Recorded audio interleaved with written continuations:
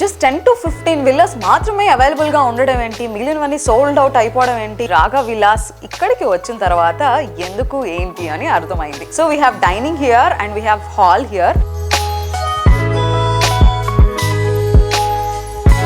Yes, now we are in the bedroom.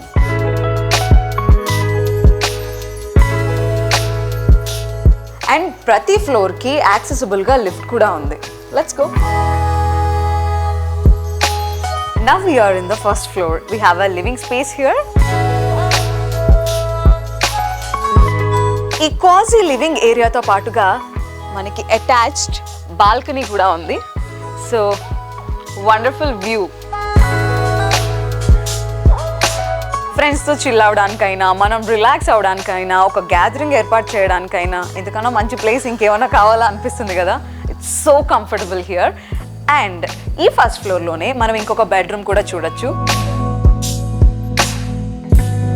Wow, look at the bedroom. ఇంత wide range లో ఒక bedroom ఉంటుంది అనుకోలేదు నేను. సో చాలా బ్యూటిఫుల్ గా ఉంది. ఎప్పటికప్పుడు లగ్జరీ లివింగ్ కి పాసిబుల్ ఉండేలా వినూత్నమైన ఆలోచనతో రాధే దగ్గుమళ్ళ గారు డిఫరెంట్ గా ప్రతి ఒక్క కన్స్ట్రక్షన్ ని ప్లాన్ చేస్తూ ఉంటారు.